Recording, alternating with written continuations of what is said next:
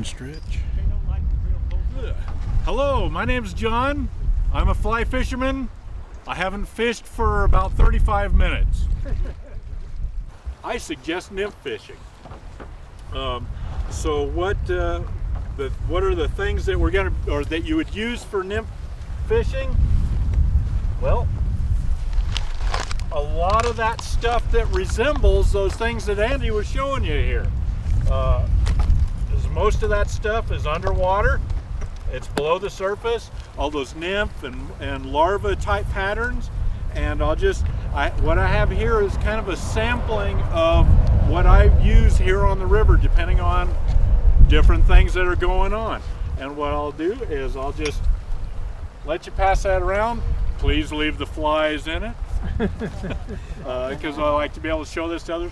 But there's quite a variety in there. I mean, it's real regular and common to change flies a lot. I've got a little bit of a visual sample. There's two common rigs with nymph fishing, and out here on the San Juan, well, I'll talk to you about that one in a minute. The first one that I learned is really complicated and easy to tangle up.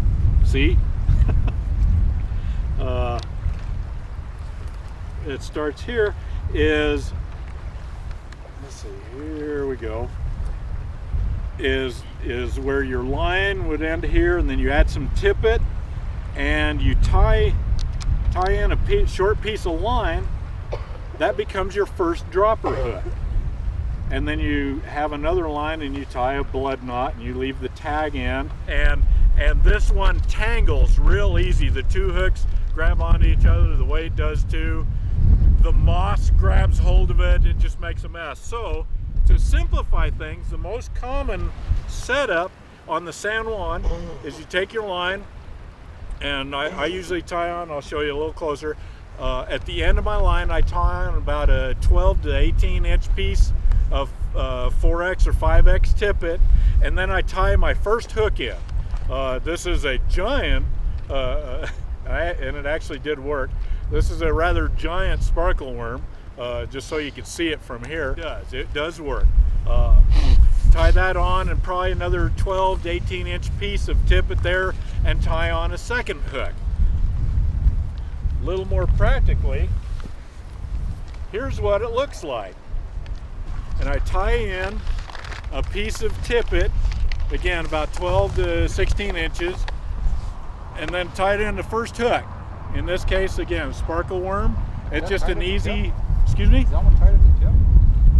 It's tied at the eye. I like using the strike indicator because you can adjust that. Let's see. And then you let it drift down. Again, the goal is to allow a dead drift. The nice thing about a strike indicator is we can watch it and make sure that the things we do let that strike indicator drift. Neat things going on here. You've got an island and you've got two different currents coming together. And I think even with the naked eye, you can see this little sandbar, this light colored area here. Well, there's not going to be a whole lot of fish there. But what's neat about that is if you fish on either side of those color changing areas, like where it goes from light to dark and dark to light, that chances are that's where fish are going to be hanging out more, because that's where the currents usually come, or different color currents come together, and it stirs up and keeps the food stirred up. And trout will hang out down near the bottom or even the middle of those drop-off areas. So it's fun as a nymph fisherman to cast just up above that and let it drop down into those areas or areas similar to that, and it'll get down into those currents and those back eddies, and it'll fool the fish better. One of the other things I really like about nymph fishing is you don't have to be a casting expert. All you need to be able to do is get the line upstream, hopefully where you want it to go, and then allow it to drift downstream. And the idea, of course, is to allow the bug, your fly, to drift naturally. What we do is we call that an attempt at a dead drift, and that's what in most cases you're going to be doing with nymphs. And just to keep it simple, I want to get some line out, just a little bit, and again, keep it simple. We could go back and forth and make it nice and pretty, but as it drifts down at the end of there, just lift the line out water a little bit and just flick it up. What you want to do, again, as you lift it up, is bring your line in so the line doesn't bunch up and shoot. But get your line up, especially when you're beginning. Lift it up and just watch your indicator, and then you can set your line down behind it. And then if it gets hung up like that on moss, just give it a little tug, but let your line drift down there. And that's one way to mend it. If you're going for a bigger cast, and you've heard of line mending, I'm sure, very fun thing to do. But you can fix that with very gentle movements, and we move it behind there. The thing that we want to do when we're mending is do our best not to move that strike indicator unnaturally, and let it drift. Just let it drift down. Kind of a thing do we want our strike indicator to do to let us know there's a fish on? What's that? Oh, it might stop, or yeah, it might sink, it might disappear, it might go upstream a little bit. Just a place to store your line when you're not casting.